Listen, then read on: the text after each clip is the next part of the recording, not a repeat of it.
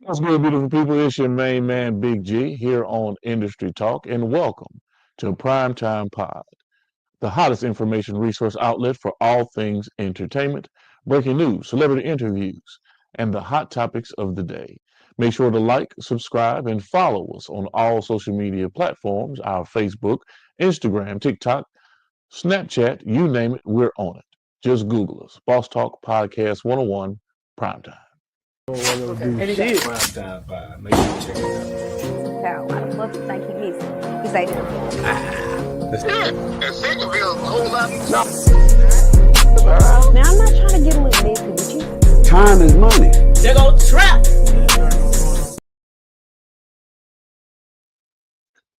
What's good, beautiful people? It's your main man, Big G, coming at you all the way live. I'm in your space, I'm in your face. I'm definitely blessed to be here on this wonderful, sunshiny day. It is May 14th, 2026, here in the great state of Mississippi. This is your host, Big G. We're here on Prime Time. So let's get into it, man. You locked in with Industry Talk. Today we got Jarrell Braswell, Terry Cherry, and Damon Vega that's going to be joining me here today. And welcome everybody that is locked in, tapped in, and enjoying the show, enjoying the party. King Meezy, what's good, man? King Meezy in the building. Jay Shaw in the building. Yes, indeed. A lot of controversy in the air. A lot of comedy in the air. Let's see, let me adjust this viewpoint on IG. See if I can bring that out a little bit. And pan down on the camera. Mm-hmm. Yeah. Okay.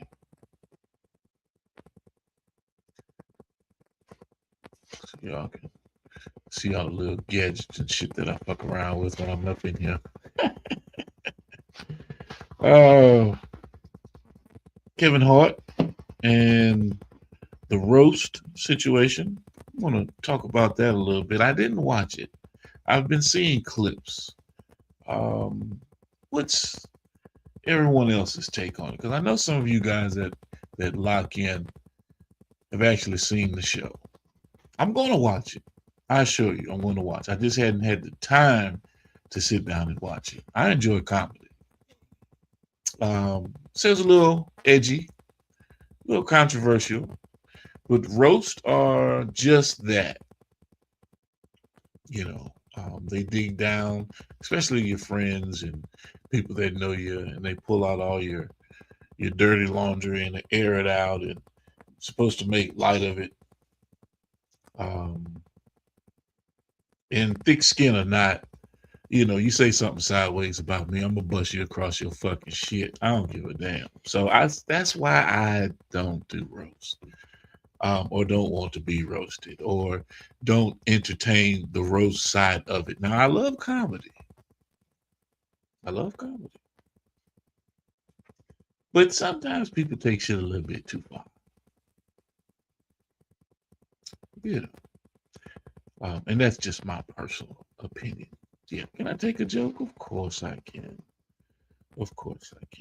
And I guess when references were made to Cheryl Underwood's dead husband, right? I'd have come unglued. Simply because, you know, there's just some limits, some things you just don't, you know. You can't come up with a better joke, you know, because that invokes a trauma. You see, that moves and shapes people in different ways. And so I'm not the person to, you know, play with my emotions like that. You know. So Yeah, you're right, y'all. You gotta have some tough skin. But I'm just not going for it. Let me call JB. Let me check in with JB, see what he's got going on. I'm gonna call everybody, as a matter of fact, because they normally here. And a couple of things we're gonna talk about today. Outside of that, you guys are paying attention to what's going on in Memphis. I've mentioned it before. Hold on a second. Let me see. We have some comments that are popping up.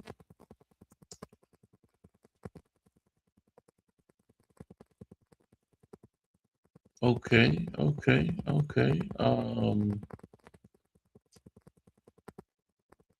don't know who that is, but okay. If you want to sit there and chop it up with us one day, I'm more than happy to bring you aboard. Let me put this up on the screen right quick. And this is on Twitch. This is over in the Twitch family. Thank you for joining us over there on Twitch and paying attention to this shit we got going on. But yeah. So y'all didn't know I could do that shit. Y'all didn't know I could put my comments up on the screen. Yeah, okay. Yeah, I can do all that shit. Well, I just been taking the tutorials, y'all. I ain't trying to act like I've been doing some extra shit. You know, I'm a little kid that got a new toy now, so I know how to do some shit. So I just been practicing and working on some shit. So just so y'all know, if you want your comment up on the screen, drop it on the line, and you never know. If I see it in the read, we might pop it up, because I don't want to sit there and throw a comment up there that has nothing to do with the conversation that we're engaged in. And it keeps rolling and scrolling. They say every 5 to 7 seconds, I need to switch my camera angles. Every 5 to 7 seconds. Now that's difficult when you don't have an engineer or a producer in the lab with you and you have all the hats on, right? Say allegedly the KKK raised $102,000 for the Chud piece. Okay, wow. I don't know. If you can confirm that, King Misi, if you can confirm that with some actual viable intelligence, we'll bring that to bear. But you know, before I sit there and start pushing that out there as though it has some legs, let me know if it's really true. I don't even research that kind of shit. Here in Mississippi, we don't give two days. If you're in Alabama, we don't give two flying fucks about the KKK. Yeah, you know that, man. Come on. We don't even think about the Klan.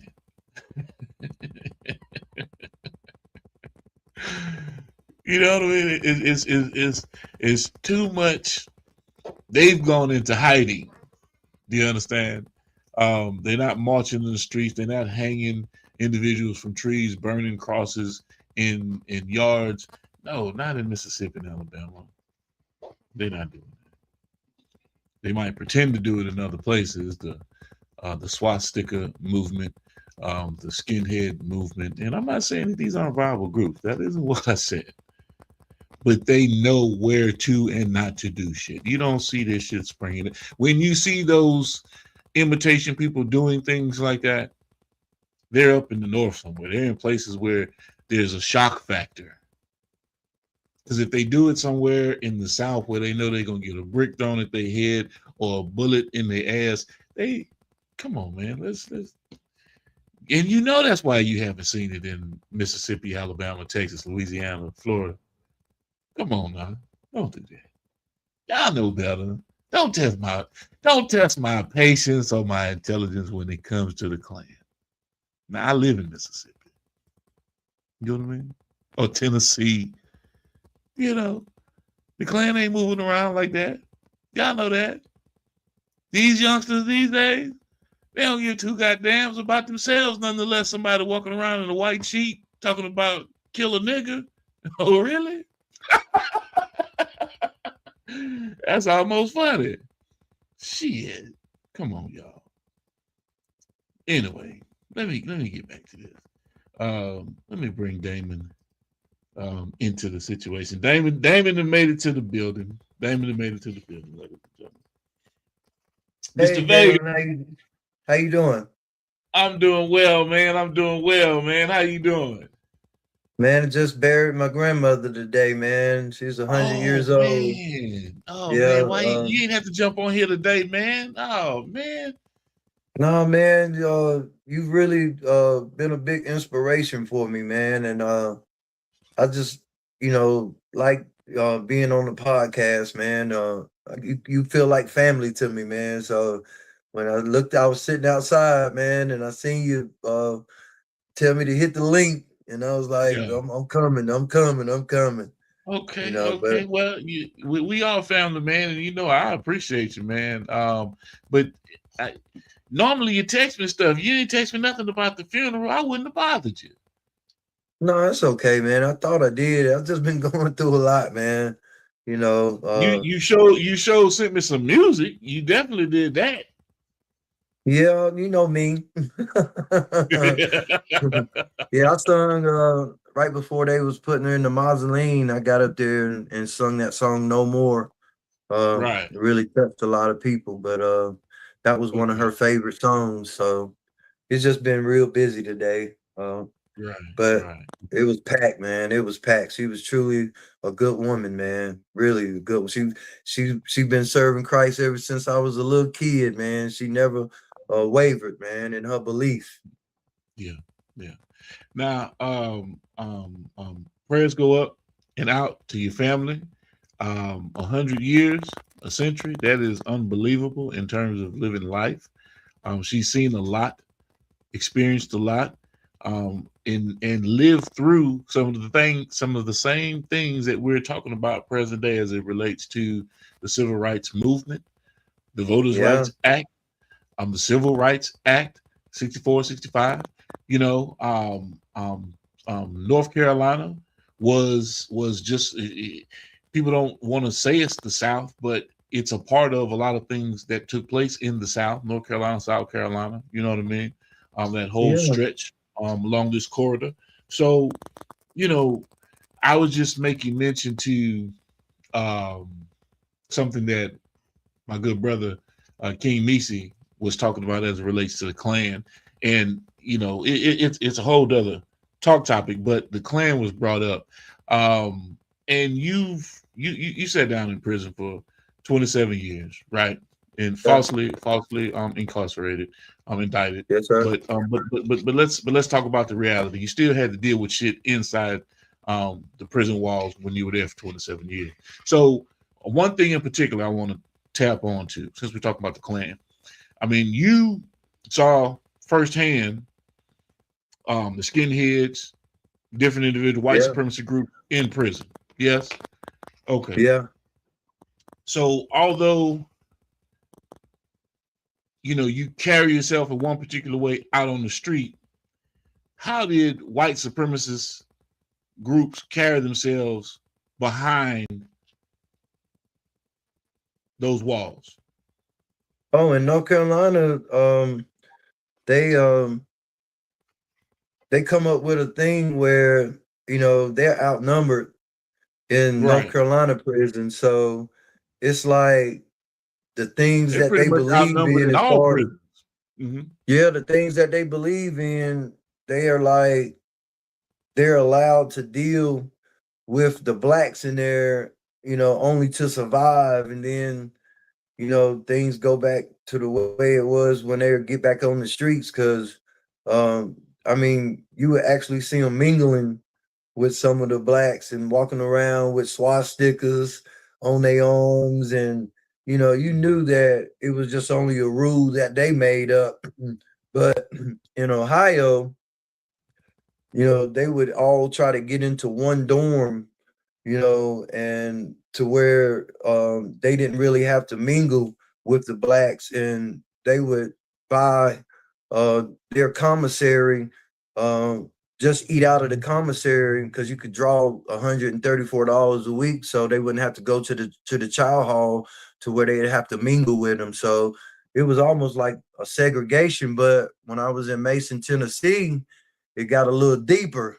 You know, you had to sign a paper that, you know, you thought it was segregated because you had to sign a paper to be in a two-man cell with a white boy, or but you didn't have to sign a paper to be in a cell with an Indian.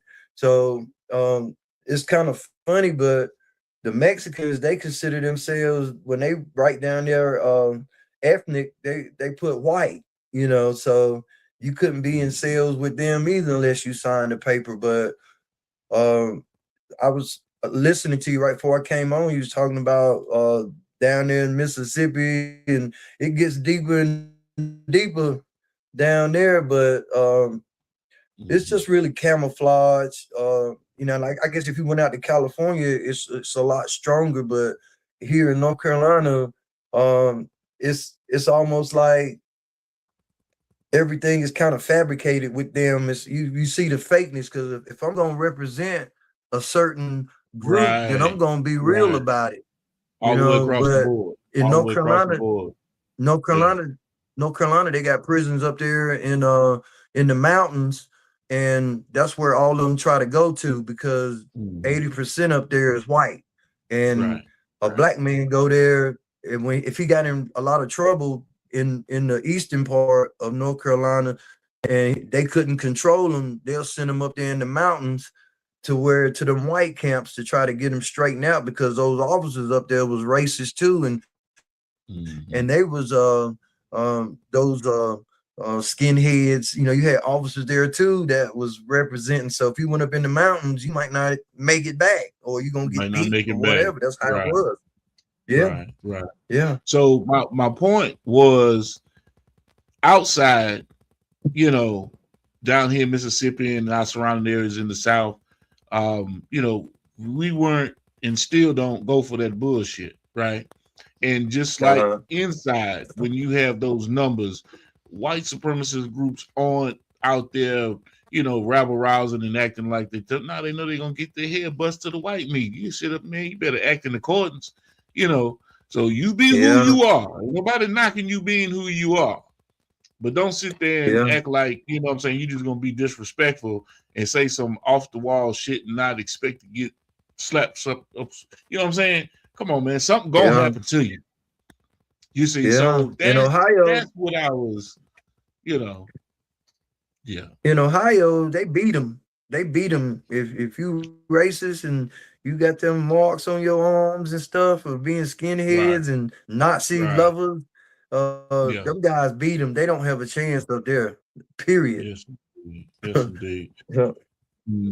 What's going on, Terry Allred? I am Coach Days. Coach Days, what's going on? Mississippi State University in the building, ladies and gentlemen. What's going on, Coach Days? I'm sitting there chopping it up with my man Damon Vega. And Damon really threw me off guard. I've already known that, you know, Grandma had passed away, but I didn't know the funeral was today. And so I appreciate Damon for coming on. Damon, I got some good news. What's up, man? Talk to me.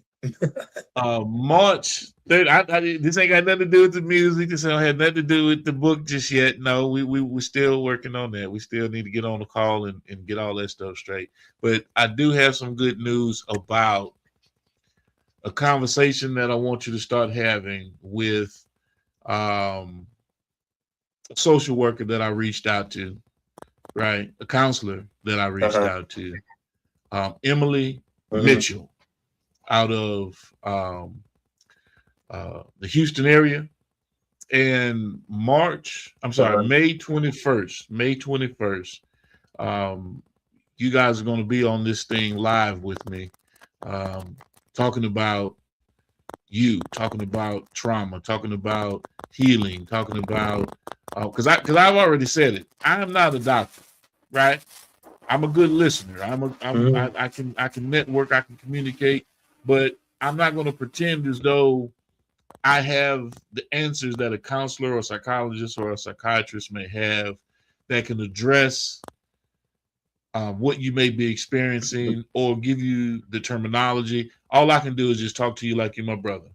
That's all I can Yeah. offer. And then, of course, what we're doing in terms of telling your story, getting it out there to the masses. Of course, the Innocence Project with Duke and everything that they did to get you released from prison. So, that's my role in this whole grand scheme of things. But also, it's to assist and help with the healing. So I reached out to Emily Mitchell, and she will be here on the 21st. I'm going to give you guys, I want to link you guys up beforehand so that y'all can talk. Okay. She can give, you get to know her, she gets to know you, and then on the 21st, that's a Thursday, we're going to be on here and we're going to talk about it, man. We're going to get that to the public, going to get that to the world as well, Damon, about what you guys are engaging in the conversation and seeing if we can bridge that gap.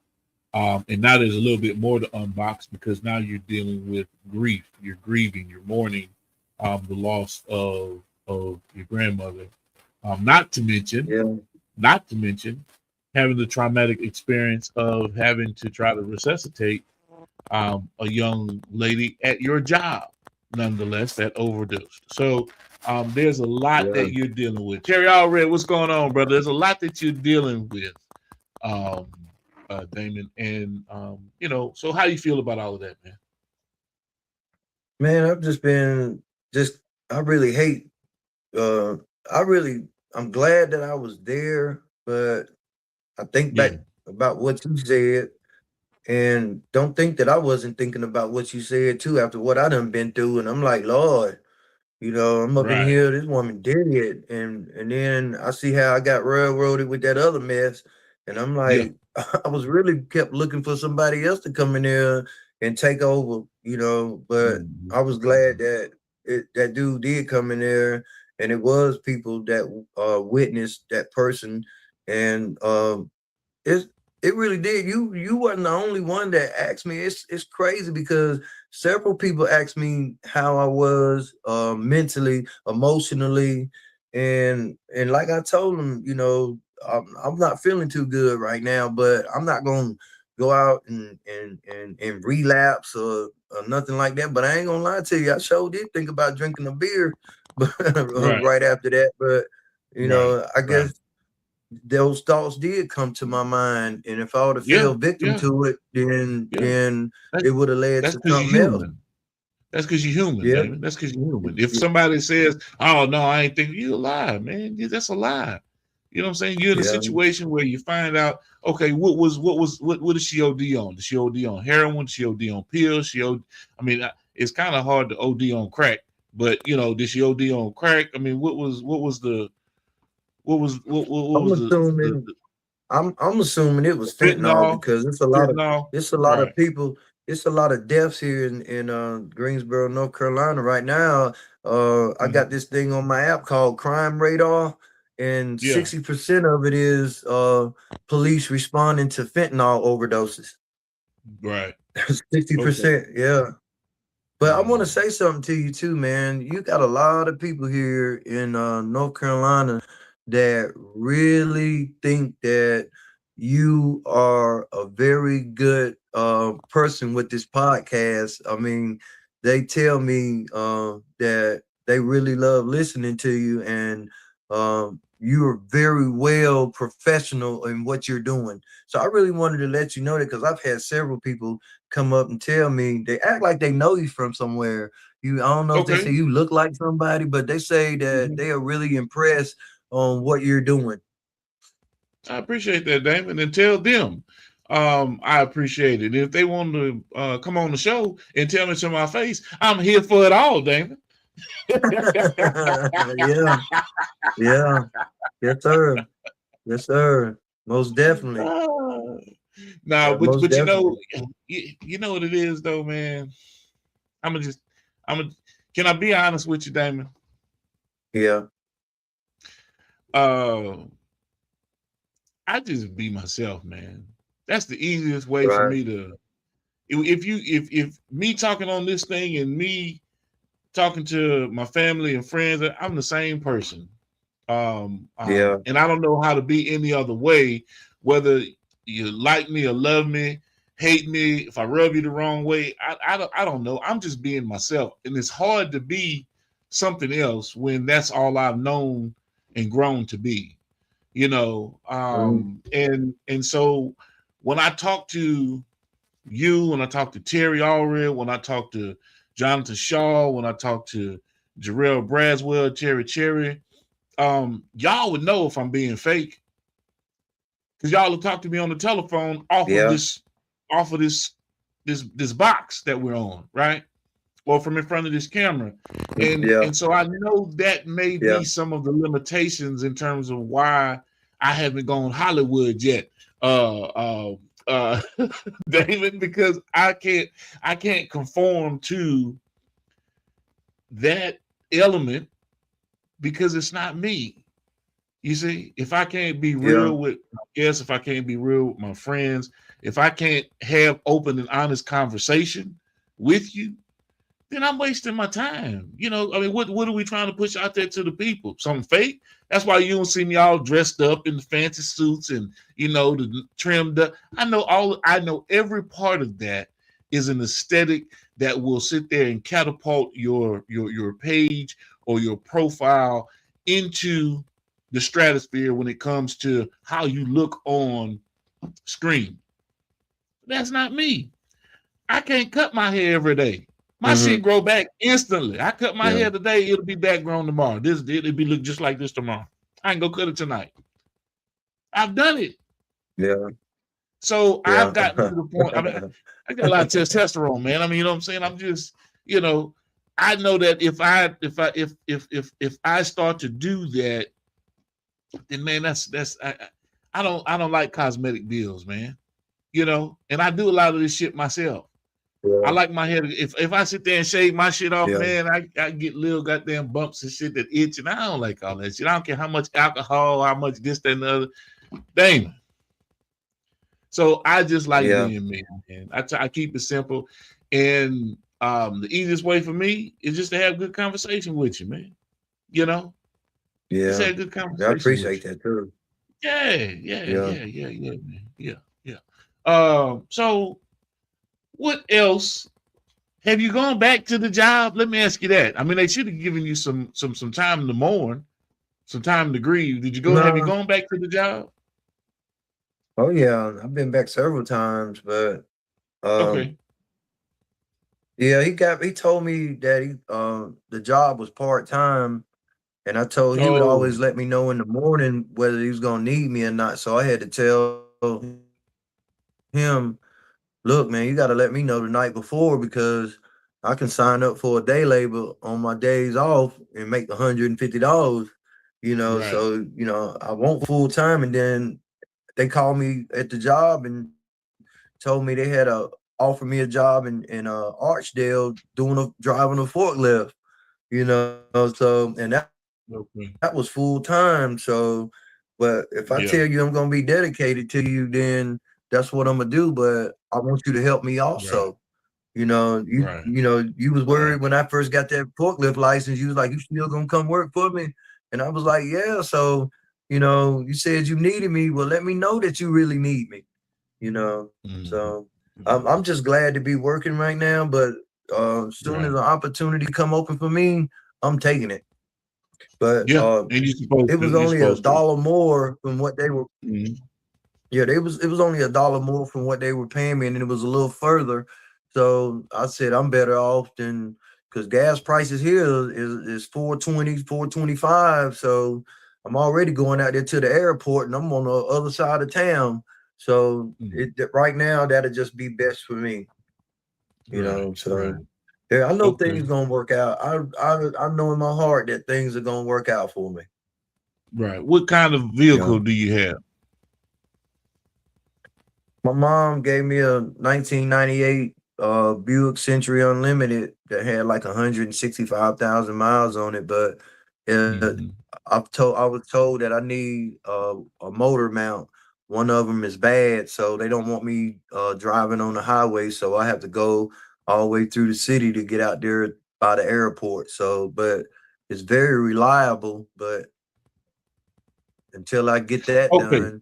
Okay. Then so I'm just gonna keep. So you work on vehicles. Yeah. All right. So And I'm probably you gonna know have to put that motor mount in because they told me that's what I'm trying to $500. say. I mean, shit, get you something to sit there, get that chain to sit there and mount it for a second, to hold it, put it on the crane, and goddamn get underneath there, take the old motor mounts off, go find your new motor mounts, you know what I'm saying? Goddamn screw them some bitches on. That ain't right. That ain't hard. That's not nothing hard. Now come on now. But that's one thing I never done when I was going through that course. I never worked Okay. on no motor mounts. I worked on a lot of stuff, so I'm Okay. kind of leery about that. Right. But the only thing is when you press the gas, that motor the engine just lifting up. So it's you know, I, you just want to make sure you're securing the engine from lifting up when you're rolling or moving. So that's you get that knocked out the way, you good to go. The reason why I'm saying that is because, man, you can become an Uber driver, DoorDash, and make some extra money on the side. You got your own vehicle. That's my point. Uber won't hire felons. DoorDash won't either. Trust me. Damn. It goes to show you I ain't never. You got a lot of people that will hire you, but I know they won't. Huh? What'd you say? I said that goes to show you I ain't never applied for that one of them, but I was just making reference. Yeah. Hey, it's a lot of companies that do hire you because they get a tax write-off for hiring people, ex-felons and things like that. But trust me, DoorDash and Ubers and places like that, they ain't trying to take that chance. I'm just being real, man. The post office hire felons. Yeah. You know, they used to didn't do that, but I was gonna try that. Okay. Well, we're just looking at, trying to find, secure work for you, man. Because I'm thinking that the hotel, especially after you went and assisted the way that you did, that they'd be more inclined to have you around all the time, But hey, people will be people. People will be people. Damn. Yeah. Anyway. Yeah, go ahead. Yeah, that's the second time. Like I told you before, that wasn't just that incident. I had to go to a room one day and the man laying there on the floor and fell out his wheelchair, and I was in there helping him. And I'm like, man, it's, that's for somebody else to, else to do, because, just say I went in there and I tried to help that man and he slipped out my hand and fell, and just say that he wanted to say I caused that to happen and then sue that company. You gotta think about all that stuff, or sue me. Right. Right. Okay. Yes, indeed. So let's shift gears a little bit, Damon. Let's shift gears a little bit. When you got word that the Innocence Project had done what it was supposed to do, the parole board says, y'all release this man immediately. What was going through your mind?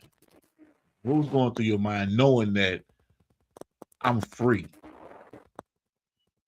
Man, before the Innocent Project and I was coming up for parole and things like that and kept getting turned down, when they went to them and they said that they were going to release me, but they were going to help wean me back into society by letting me go to a minimum custody unit where you can go outside the gate and work and get home passes and community volunteer passes. I thought it was like, I couldn't believe it, man. I actually was getting ready to be free, and I was astounded, man. I was amazed, man, because if it wasn't for that Innocent Project, man, and them going to that parole board and going to them with that evidence they had, I'd still be in there to 2035. And that got out in 2015. So they they had power, man. But like I said, anytime they take anybody case, they believe in you 100%. And if they find one discrepancy, the way that's gonna make them look bad, they'll disassociate themselves with your case and won't have any dealings with you forever. But they fought my case for almost 8-9 years and when they had the stuff that they needed, and then they went and presented it in front of that parole board, man, I started getting the stuff that I deserved to have been getting as far as getting out. Right. Right. So with knowing all of that and how it all started to come down, like I'm saying, what was your mindset? What was going through your mind when you finally realized that, hey man, I'm getting out of this thing. I'm getting out of here. Numb. I was Okay. numb. Okay. I had to keep pinching myself because it didn't even seem real. But in the process, I had to walk on pins and needles too, because if I would have did anything or got any kind of write-ups or got into any kind of trouble, I would have had to start over them 3 years because they put me on a 3-year map. I sent you the information about the map contract that I had to sign and what I had to go through for 2012, 2013, 2014, up until I was released. I had to honor everything that was on that map for me to be released. So it was tough. You really went through a lot, because you really wanted your freedom real bad, but they said, we're gonna release this man, but he gonna have to show us that he can walk the straight and narrow too. Okay. Okay. And so I'm still trying to figure out because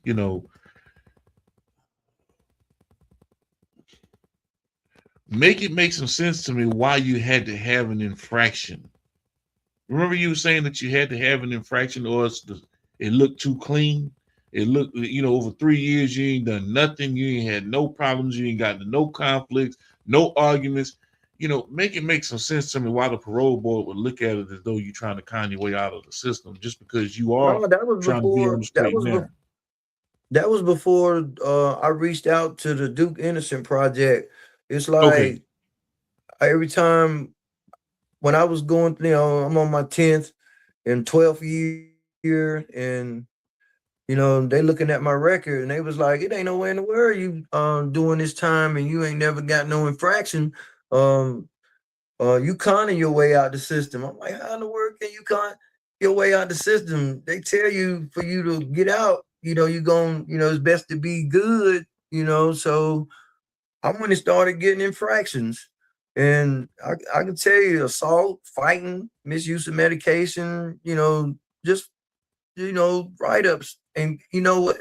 Then I stopped and then went on another span and didn't get in any trouble. And they was like, okay, we see right here you went through a little rebellious period, in the system, but we see where you really tried to change and you haven't gotten any write-ups. We think that you're really rehabilitated. And that's really what happened. That's what they used too, when they presented that stuff to the parole board after I reached out to Duke Law. Yeah. I had 9 infractions out of 27 years. 9, just 9, Yeah. Were you and I don't, because we didn't really get into who you ran with outside. I ain't run with nobody. Prison. Right. Outside of prison. You know what I'm saying? Whether you were, because we never talked about that. And then when you got into prison, gang life is rampant. You got a choice whether you're going to join or not. But what I'm saying is, do you want to fall under some type of protection? Are you ready to protect yourself? Whatever the situation may be, right? You weren't involved with anything like that, correct? No, when I started doing time in 88, 89, it really wasn't a bunch of gangs. everything was sectioned off with Durham, Yeah. Greensboro, Chapel Hill. Greensboro was considered 4-1. Winston-Salem was considered Trey 4, and everybody ran with their cities. So it wasn't like, Crips, Bloods, anything like that. It was just everybody stuck in little groups. So if Okay. anything went down, you know, if anything went down, you had to stick with your homeboys. But I never gravitated to that. But you couldn't have, I couldn't have a friend that was white in the prison system, or they would consider that, oh, he trying to turn that boy out. He trying to F him. You know what I'm saying when I say F him, right? Yeah. Like when AIDS came out and it was real strong in 1985, they drew a big picture of a black man and a white man holding hands and said, don't catch AIDS. I mean, this is just how it was. So anytime you dealt with anybody other than your race of people, they looked at it like that was a fag thing. So you Mm, really had to stick with your homeboys and if you didn't want to be an outcast. okay. Okay. Now um was religion um prevalent, or were you actively involved with religious activities in prison? Were you or that wasn't something that you were into at the time? I gravitated towards Christianity, but I've always knew about Christianity, but I kept seeing a lot of my homeboys gravitating towards Islam or Rastafarian, and it seemed like it was a good thing at that time, but the administration looked at Islam because they were so united in there. If they got too united, they'll transfer them to all different types of prisons. So I was kind of scared to try to gravitate towards Islam, and then the Rastafarians, they was it the system looked down on anything but Christianity. You either had to be a Christian, and then they came up with the Wicca, all different type of religions in there, but only one that I ever really stuck to was the Christianity. But it was kind of hard to do that in there because if you was really sincere about serving God back in the day, you could go up in there and act like you was a Christian, and the chaplain can write you a hell of a recommendation that he's seen a change in you, and you can get out of prison. But they kept coming back in the prison system so fast they couldn't use that no more. So the Christianity thing kind of dwindled away because they couldn't use that as a way of getting out. So the ones that was really sincere, they had to suffer behind the ones that was misusing it as a means of getting out. They looked Hmm. at you as being not real. Gotcha. Gotcha. If we have any questions, comments, or concerns, I want you guys to drop them in the feeds. If you have any questions for Damon, in reference to what he's gone through, what we're dealing with, and what's going on right now, please drop us a line, and talk to us. Damon has a book that we're working on getting published. Notes from Behind the Wire. We're discussing some of that content, some of the things that he's gone through. Damon is also an artist, a content creator, and he is starting to become specialized as he goes through his training with this artificial intelligence and utilizing the resources of Suno. But the awesome thing is that he's getting an opportunity to push his message, push his music, and push his creations, and watch this automated or artificial intelligence assist him in creating what he's been holding in for so long. Is that a correct assessment, Damon? Yes, sir. Yes, Okay. sir. Yes, Awesome, sir. man. Awesome. And we're here for the entire journey. Jay Shaw says, I think I would be a ticking time bomb. Wouldn't be able to trust anyone. And I think Shaw is saying that in reference to knowing that you're about to get out, right? A ticking time bomb. Hey man, I'm on the countdown. I'm getting to the end of this thing. I really don't want anyone to know I'm about to get out. Because as soon as they find out I'm about to get out, somebody's gonna try to trip me up, do some dumb shit, get me into some shit. That's happened a couple times. That's happened a couple times.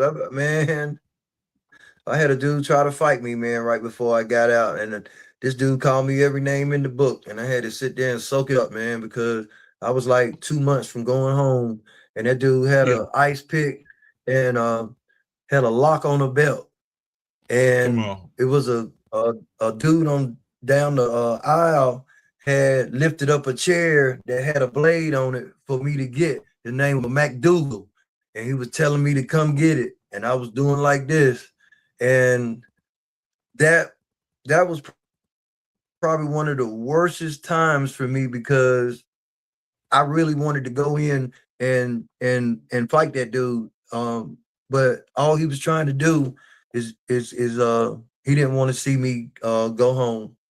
And at the end of the day, a lot of people told me, said, man, you did the right thing, but the names that he called me were names that were forbidden inside of the prison system, that you don't call another inmate in North Carolina. You never call a man a waterhead. That means you a snitch, you a punk, you every low-life thing there is. And he said that, and automatically the people that was around was like, man, you got to straighten that. You know that's a no-no inside the system. And that's one time that I actually soaked it up, because I was only 2 months from getting out. Sure was. Right. Hey, yeah, it's a hard pill to swallow, but the reality of it is, do I want to sit there and be thrown in the hole and added, and this time be added and then rescind with the fact that I know it's about to happen? Or I just want to go ahead on and walk these 2 months down and get my ass on up out of here. Yeah, if I would have reacted to it, man, I wouldn't be sitting here talking to you today, because they would have said, here we are, the Innocent Project done got this man this far, so we really know how he feel.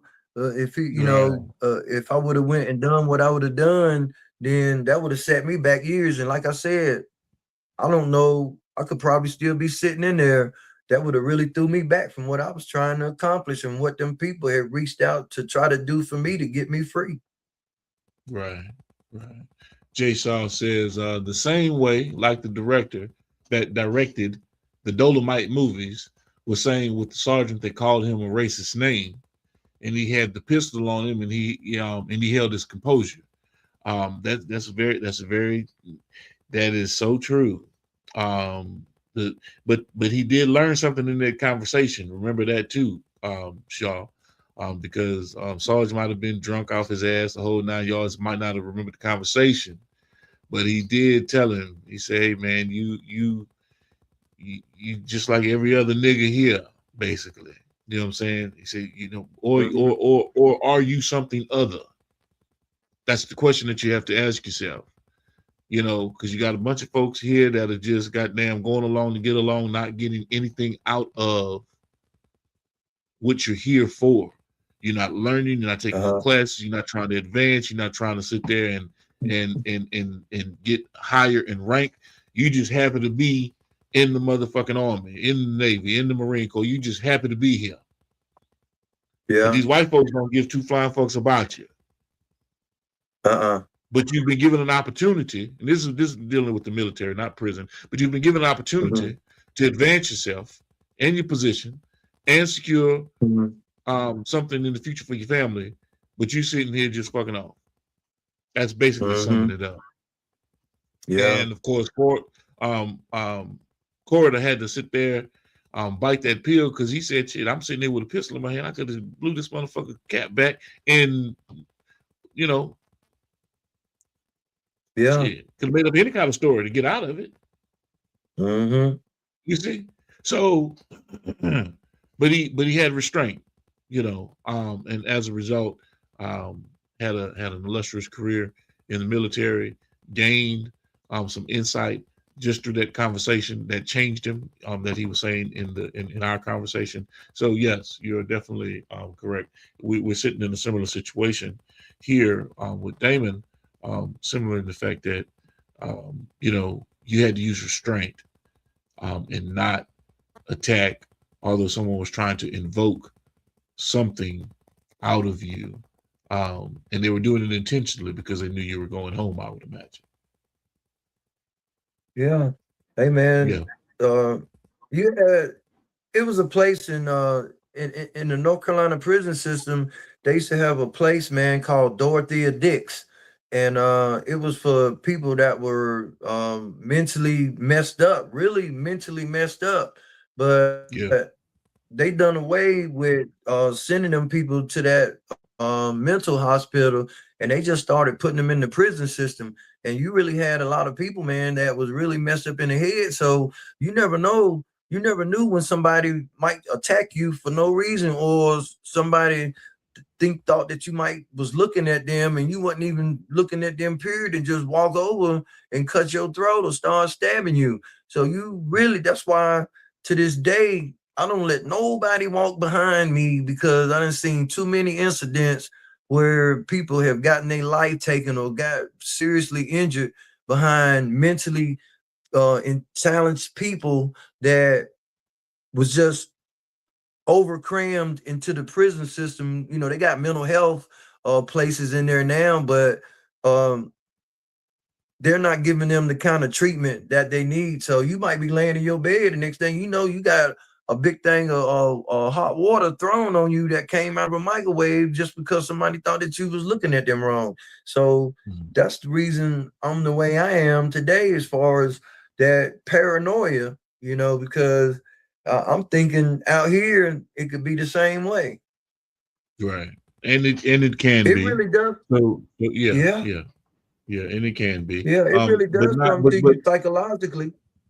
Right. But you're not in a confined space. That's the difference, you see. Because when you're in a confined space, when you locked up together, and hey man, some way or the other, I'm gonna see you either on the yard, I'm gonna see your child, I'm gonna see you, in general, I'm gonna see you. Yeah. You see what I'm saying? Yeah. Out in Greensboro, Yeah. North Carolina, I might not see you. You got too much space. Mhm. But in this confined area, whereas we're supposed to be living or cohabitating, so to speak, in a peaceful manner, Mhm. you definitely have to keep your head on a swivel. Like you say, ain't no telling what could go down, when is going down, because you got so many different personalities and you got so many different individuals that have mental issues, have gone through shit. You don't know what they've done. Nobody's trying to tell you what their real crimes are. I just got caught for this one. Yeah. You see what I mean? So like I say, man, and that's the truth about it. You never really know anybody personally, just because that paper say, oh well, I've committed battery or I've done X, Y. The paperwork can say one thing, but that's what they've got convicted on. Yeah. That does not tell you all of the shit that they've done that led up to, hey man, you got caught for this. Yeah. This motherfucker could be a serial rapist.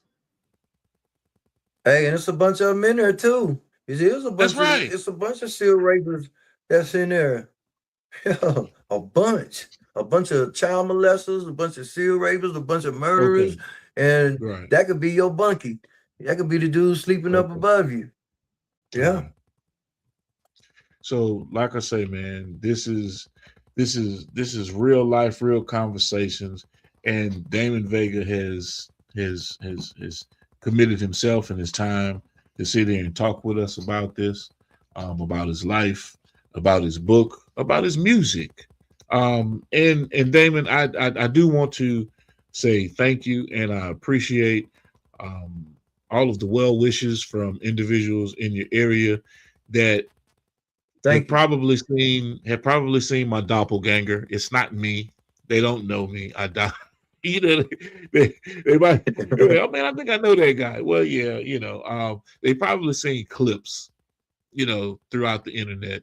They probably seen, and I'm going to send you that clip with you and Terry Cherry as well. I just got to go back and pull up that For file, real? and Are you serious? I'll get you that link. I thought I sent you all the other ones. I will get you that last link as well. That's the only but- one I can't find. Yeah, I'll get it for you. But the thing, Damon, is that man, look,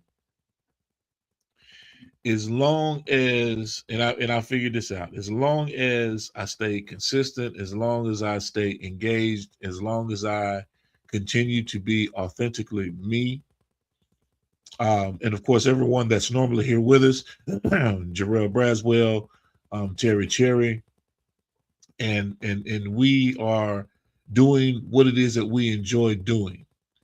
I heard this once before, right? And I'm just going to say this, just to add to the conversation.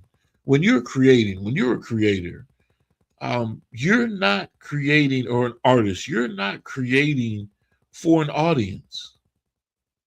If you're an artist, you're not that's not your intention. Unless you're in some type of transactional situation where that's your intention.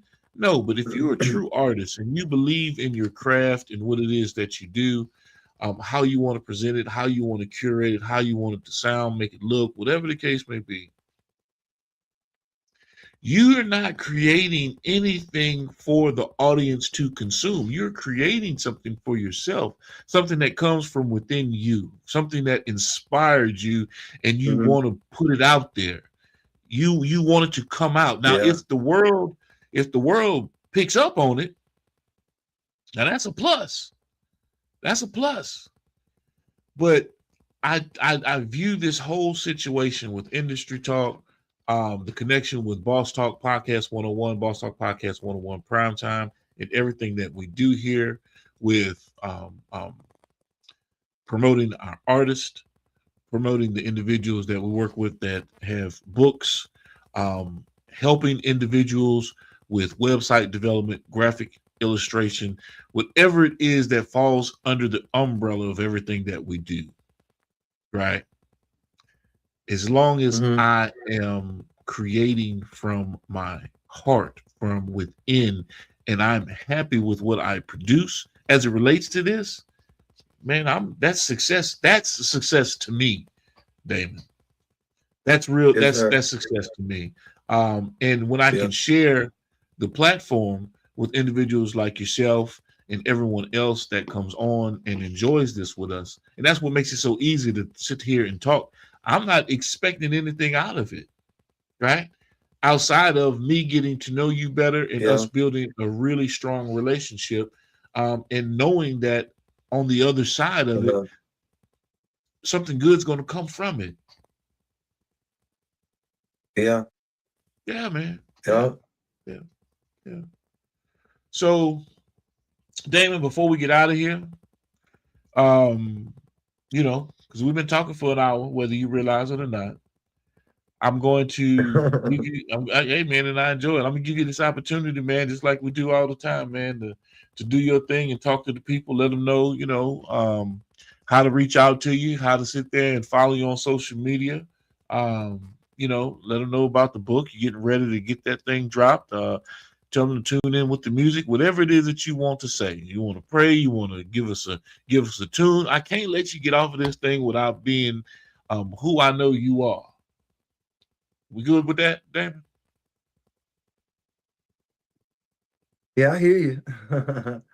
I hear you. Man, you done froze up like a popsicle again. You done froze up. No, I haven't froze up, man. It's just really been a tough day today. Yeah, that's true. I really took it hard, man. You're right. I really took it hard, man. But I did get to sing that song that my grandmother and my aunt really loved, called "No More." Right. That meant the world to me to be able to sing that to her one last time. Right. Okay. It's just my mind right now. Just But Galen, like I said, man, I really thank you. I hope that whenever that book it gets published, that people will really um, reach out and get that book, because everything in that book is true, and they need to see, what really goes on inside these prison systems.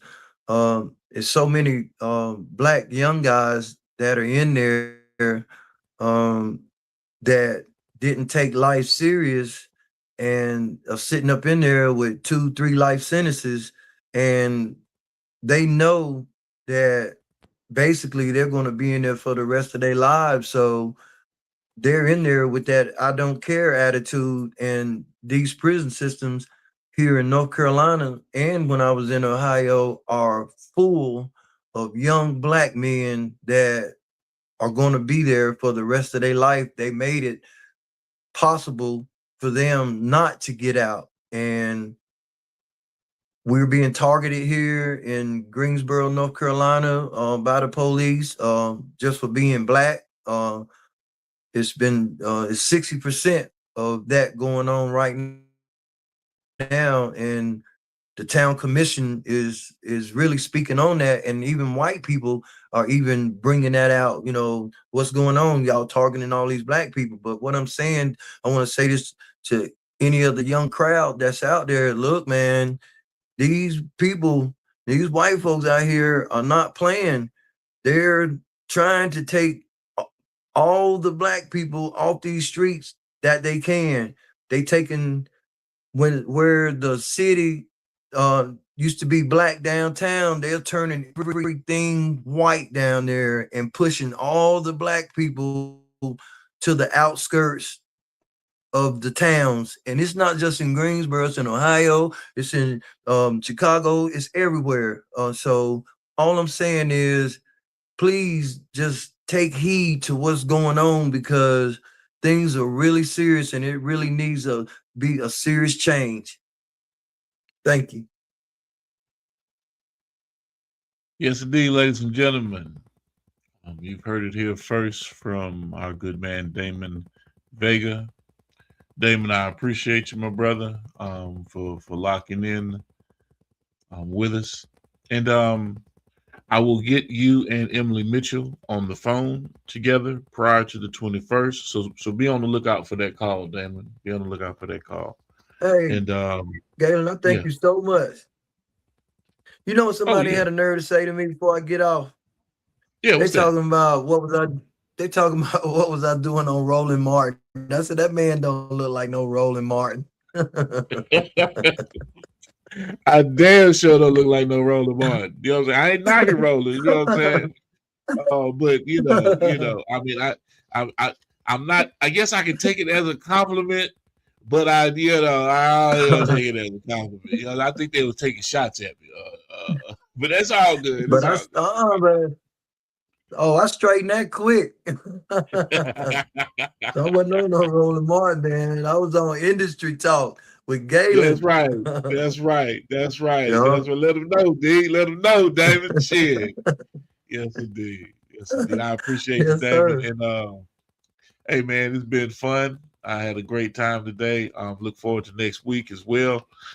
Next Thursday. But I will get you guys on the phone, you and Emily Mitchell, so you guys can have a conversation about the 21st. And I do believe that that's going to be a really good episode, because now we'll have a mental health professional on here giving her input and insights as well. Okay. Hey, I really appreciate that, man, because I really appreciate that, because I really feel like that would be a great help to me, man. I really do, man, because I don't reach out to talk to people, but being that you're offering that, I would be glad to be able to talk to that person. Yes, indeed. Yes, indeed. And we'll get we're gonna have a little bit more insight in terms of who she is, where she's from, what she's about, and why she's been selected in this particular case. And also, she heard our first interview, right? And she was like, Yeah. I just want to talk to Damon. I would love to talk to Damon. I do believe I can assist and help. And that's one of the reasons why, this has come about. And I'll give you a little bit more as we get closer to it. But just to let you know that this isn't just somebody I just reached out to. This is someone that was actually paying attention to the interviews and in the field and said, hey, man, I want to have a conversation with Mr. Damon Vega. Thank you so much. Thank you. Yeah. No, thank you, man. It's your story. It's your when y'all gonna figure out it ain't me, man. It's y'all. You know what I'm saying? I mean, this is the platform. We're providing the opportunity, but you guys, Mr. Vega, the people that we bring onto the platform that have the impactful stories, the testimonies that you guys give to assist people in every way, whether you realize it or not, man, you don't get. Show me where you get this on cable TV, Damon. Show me where you get this in real life, real time. We are not. This isn't scripted. This is real life. We've been doing how many links have I sent you? I've sent you over 9 links. So that's 9. That's 9 episodes just between you and I alone that we've had. Various topics and conversations related to your life. And we steady moving. Yeah. So by the time we get to, let's start boxing this stuff up and let's start pulling these pieces and clips and stuff together so that we can come up with this docuseries and documentary. We've got a catalog of information, resource information that we begin to use to paint the picture and build the story. Your story's already there, but now we've got visual effects. Now we have it from your words already recorded. Now we have things and resources that we can pull from and say, hey, man, this is how we can make this outstanding. Because Damon has been, not Galen's been talking about it. No, Damon himself has been talking about this. There's a method to the madness now, D. I ain't just out here just, on pitching pennies and shit. No, we really have a true blueprint in terms of how we pull this whole thing together. You see? The one thing that's already squared away. I wanted to say one more thing, too. Yeah, go ahead. Yeah, I want to say one more thing, too. Doing that city council meeting, it was also white people and black people talking about the corruption of the Greensboro Police Department, and they done messed around and hired that police chief out of Dayton or Toledo, and there was a bunch of people up there in his city getting killed in Ohio, and they went behind the people that voted the city council in, didn't even let nobody know, and just surprised them with this man that was the police chief and sent him here to Greensboro. So they are really furious about what's going on, and they are really pissed. But the main thing they talked about was the corruption of the Greensboro City Police Department. Right. So, hey, all you got to do is keep on applying pressure. Keep putting it in their face, man. Yeah, I'm gonna sign up. Yeah. I'm gonna sign up and be a spokesman. I'm gonna sign up to go down there and present some stuff to them myself. They might escort me up out of there, but they're gonna hear what I got to say. That's right. That's right. That's right. Let your voice be heard, ladies and gentlemen. Damon says that he's letting his be heard. Amen to that. Appreciate you, Damon. And everyone that has joined us today. Yes, indeed. If you notice, you didn't get any commercial breaks. I didn't do any rundowns. I didn't do no liners. I didn't do anything like that today. It was straight conversation, straight talk on Industry Talk with Damon Vega, ladies and gentlemen. I'll circle back on them commercials on another day. And as always, beautiful people, y'all know with me, it's always about health, wealth, and wellness. Stay dangerous. What's good, beautiful people? It's your main man, Big G. And this is my personal invite to all of you to join me on Industry Talk on the Prime Time Network daily at 5 p.m. Central Standard Time, where I get into great conversations with entrepreneurs, artists, industry leaders, you name it, we bring it to the table. So make sure you tap in with us, lock us in, tell a friend to tell a friend to tell a friend. And we stream on all major platforms. And be sure to visit us at gemsitpublishing.com. This is Industry Talk. Let's get into it.